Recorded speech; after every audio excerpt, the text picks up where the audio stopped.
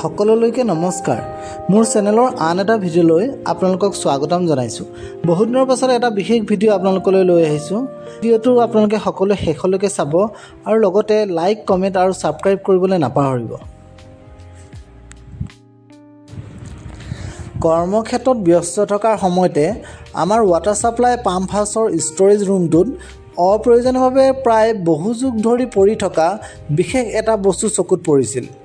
বাকী মানুহসকলৰ লগত আলোচনা কৰি গম পালোঁ যে ব্ৰিটিছ চাহাবসকল থাকোঁতে প্ৰায় 1922 চনতে সুদূৰ ইংলেণ্ডত নিৰ্মিত হোৱা ৰাষ্টন হৰ্নছবি লিমিটেড কোম্পানীৰ পৰা আনি পুখুৰীৰ পৰা বাগিচাৰ লোকসকলক খোৱা পানীৰ যোগান ধৰিবলৈ এই ৱাটাৰ পাম্পটো ব্যৱহাৰ কৰা হৈছিল।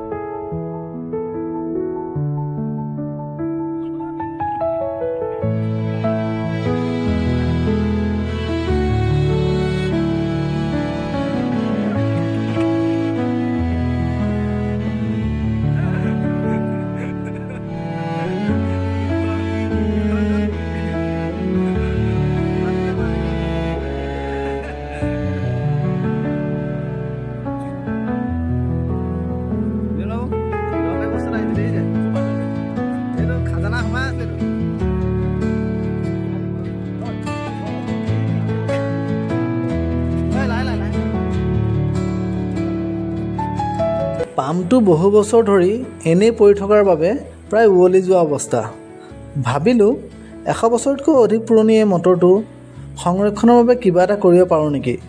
ভবামতে কিন্তু প্ৰথমতে কোনো সিদ্ধান্তত উপনীত হ'ব পৰা নাছিলোঁ।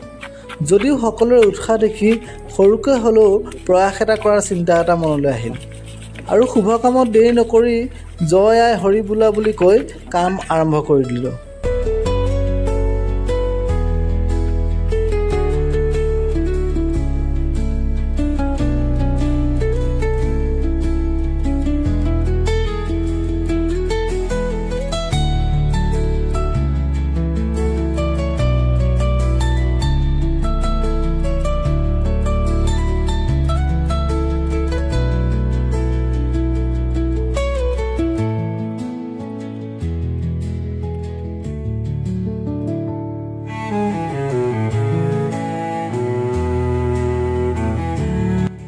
পাম্পটো পুনৰ উদ্ধাৰ কৰিবৰ বাবে আৰম্ভ কৰা কাম প্ৰথম কেইদিনমান ক্ষিপ্ৰ গতিত আগবাঢ়িল যদিও পাছলৈ বিভিন্ন সমস্যাৰ বাবে পৰিকল্পনামতে কাম কমপ্লিট কৰিবলৈ যিমান সময় লাগিব বুলি ভাবিছিলোঁ তাতকৈ বহুত পলমকৈহে সম্পূৰ্ণ হ'ল।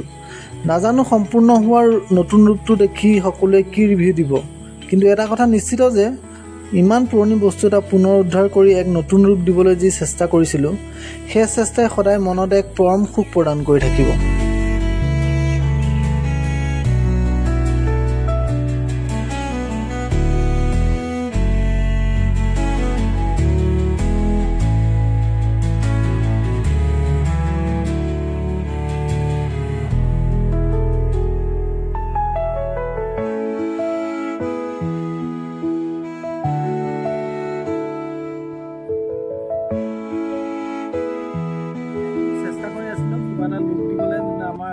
ৱাটাৰ পাম্প আছিলে পুৰণা যোনটো ইংলেণ্ডৰ পৰা অহা, সেইটোক এটা সম্পূৰ্ণৰূপে ৰূপ দিবলৈ চেষ্টা কৰিছিলোঁ। বৰ্তমান হ'ল, আপোনালোকে কমেণ্ট কৰি জনাবচোন কেনেকুৱা হৈছে সেই ৰূপটো।